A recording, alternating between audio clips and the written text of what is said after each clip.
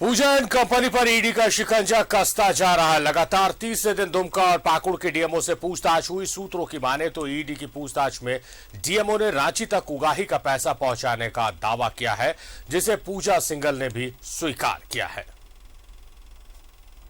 Puja and company पर ED का शिकंजा।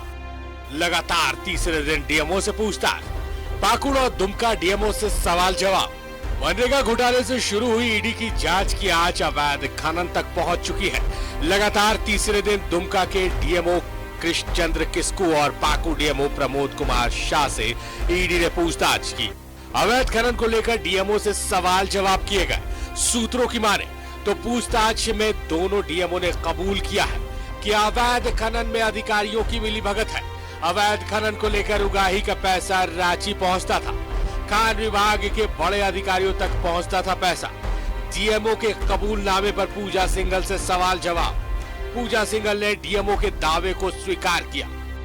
सूत्रों की माने तो डीएमओ द्वारा हर महीने मोटी रकम रांची पहुंचाने की बात कही गई थी।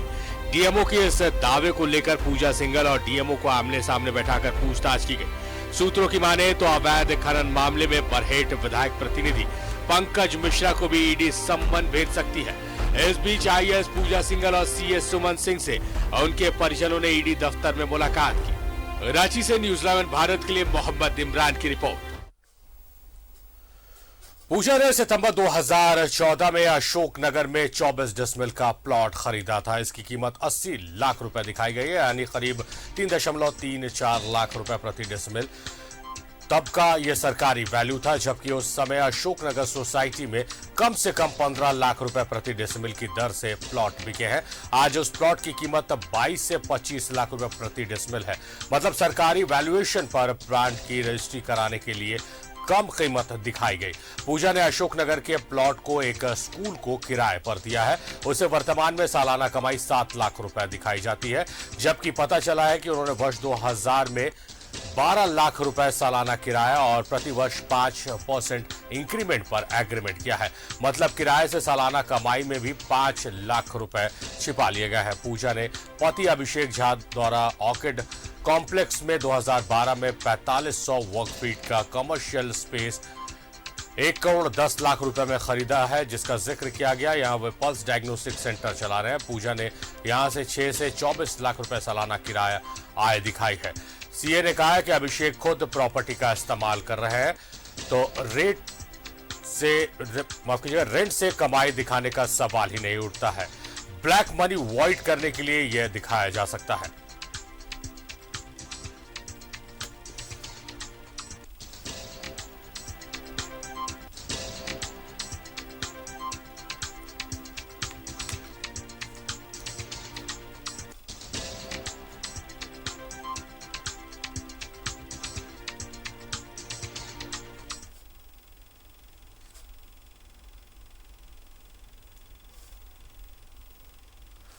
तो ईडी लगातार पूछताछ कर रही है और ईडी की पूछताछ में कई खुलासे भी हो रही है। एक नया खुलासा है कि अशोक नगर में उनकी एक प्रॉपर्टी है। ये बड़ी जानकारी नहीं, बड़ी जानकारी कि ऐसी कई संपत्ति पूजा सिंघल के नाम पर है और उसमें जो रेंट लिया जाता है वो कम दिखाया जाता है, यानी कि हर जगह लूट और पैसे बचाने की कोशिश। शहनवाज अख्तर हमारे सहयोगी हमारे साथ लाइव जुड़े हुए न्यूज रूम से, सीधे उनका रुख करते हैं। शहनवाज, जिस तरह से जो खबर आई है, जो हम अभी अपने दर्शकों को दिखा रहे हैं कि ऐसी कई प्रॉपर्टी है जिसमें रेंट ज्यादा लिया जाता है मगर दिखाया कम जाता है टैक्स चोरी करने के लिए।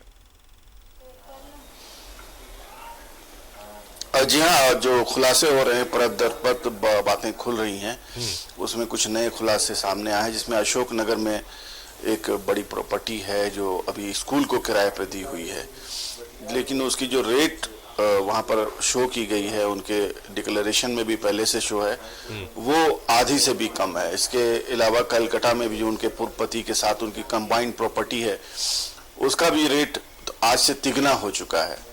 इसके अलावा भी और कई खुलासे हैं, कई नए नाम हैं, कुछ ऐसे भी लोग आ रहे हैं जो जिनकी सूची में, ईडी की सूची में उसका जिक्र नहीं था पहले से, नई एंट्री हो रही है।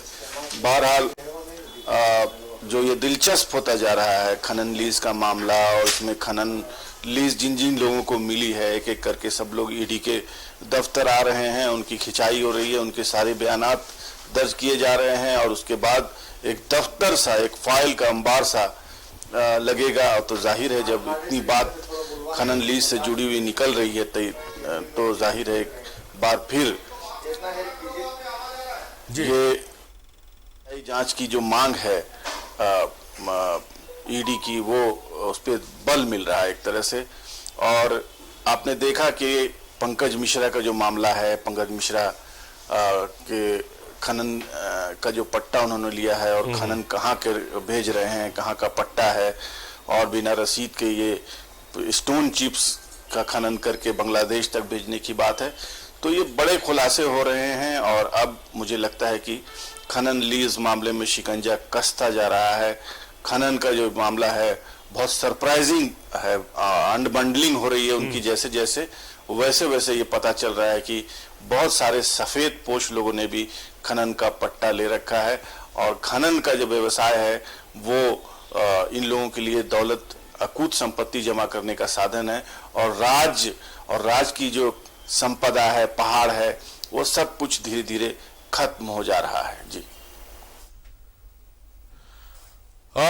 शहनवाज, जिस तरह से पंकज मिश्रा का नाम आया है और ये बताया गया है कि खनन पर पूरे तौर से कब्जा संताल में पंकज मिश्रा का था तमाम खदानों पर, ये एक बड़ा खुलासा है। तो क्या आने वाले दिनों में ईडी की जांच जो लगातार बढ़ती जा रही है, दायरा बढ़ते जा रहा है, नए नए नाम जुड़ते चले जा रहे हैं, आने वाले दिनों में पंकज मिश्रा से पूछताछ हो सकती है? निश्चित रूप से हो सकती है पूछताछ, बल्कि कल ही संभावना जताई जा रही थी कि पंकज मिश्रा को ईडी अपने यहाँ बुलाएगी, लेकिन कल का दिन तो किसी और काम में बीता है। कई नए लोगों ने पूछताछ में अपना योगदान किया है और खास करके साहिबगंज के जो डीएमओ हैं उनके खुलासे में जो चीजें निकली हैं वो बहुत दिलचस्प हैं। पंकज मिश्रा के नाम से जो खदान है और नहीं भी है, उन सब पर पंकज मिश्रा का कंट्रोल था और यहाँ से लेके ट्रेन से स्टोन चिप्स को बांग्लादेश भेजे जाने का सारा नेटवर्क वही चलाते थे। इसका मतलब ये होता है कि उस क्षेत्र के जितने डीएमओ होते थे उनकी तैनाती भी होती होगी, पोस्टिंग भी होती होगी, तो उसमें भी पंकज मिश्रा की मर्जी के खिलाफ कुछ नहीं होता होगा। तो एक तरह से जो व्यक्ति है पंकज मिश्रा बिल्कुल पूरी तरह से शिकंजा कस चुका है उस पर, और वो हो सकता है कि आज या कल उसको ईडी दफ्तर आना ही पड़ेगा और उसके बयान से और बहुत सारी तस्वीर साफ होगी। उस क्षेत्र में पाकुड़ से लेकर के साहिबगंज तक पूरा का पूरा जो बेल्ट है, खास करके पत्थर का जो व्यवसाय है, पत्थर में और बहुत सारे छोटे मोटे अन्य व्यवसाय भी शामिल हैं, वो भी सब उसी क्षेत्र में होते हैं। उन सब का प्रत्यक्ष अप्रत्यक्ष कंट्रोल और ट्रांसपोर्टेशन, बहुत सारी चीज है वो पंकज मिश्रा के ही कंट्रोल में होती थी। तो अब इंतजार है पंकज मिश्रा के आने का। पंकज मिश्रा आकर के जब खुलासा करे, अपना सवालों का जवाब दे, तो उससे ये पता चलेगा कि और क्या क्या अंडरग्राउंड रियलिटीज हैं वहां पर जो अब तक राज्य की जनता नहीं जानती है।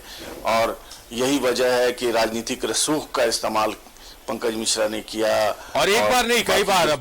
शहनवाज, आप भी गवाह रहे कि विवादों से लंबा नाता रहा पंकज मिश्रा का। इससे पहले भी रूपा तीर की संदेहास्पद परिस्थितियों में मौत मामले में भी पंकज मिश्रा का नाम बहुत तेजी से उभर कर सामने आया था, मगर ऐसा रसूख उन्होंने बनाकर रखा है कि जांच और जो झारखंड पुलिस अगर जांच करती है, मुझे ये कहने में कोई गुरेज नहीं है, तो वो उसको मैनिपुलेट कर सकते हैं, मगर ईडी सीबीआई की अगर इन्वॉल्वमेंट होती है, क्योंकि एक सेंट्रल एजेंसीज है, तो सच्चाई सामने आ सकती। तो क्या माना जाए कि अगर ईडी पूछताछ के लिए बुलाती है और जिस तरह से उनका नाम आ रहा है, तो बाकी के जो मामले हैं जो कहीं ना कहीं दबे हुए हैं, जो झारखंड पुलिस के अधीन है, जो जांच कर रही है और जांच कैसी हो रही है ये सब जानते हैं, वो सब मामले खुलेंगे?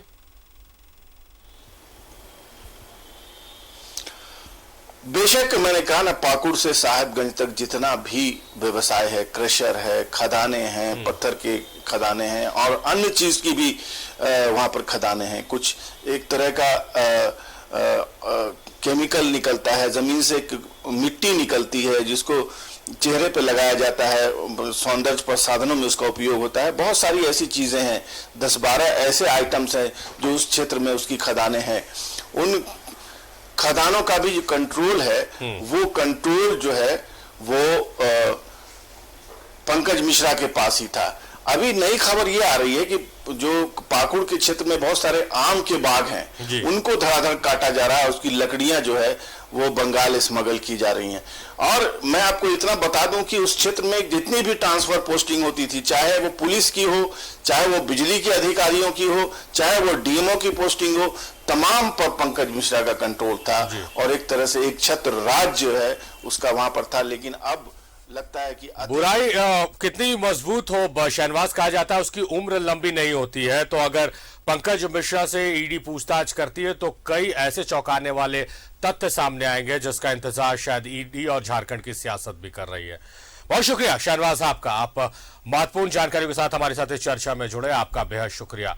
तो इस बुलेटिन में खबरों का सफर जारी रहेगा, मगर यहां रुक रहे एक छोटे से ब्रेक के लिए।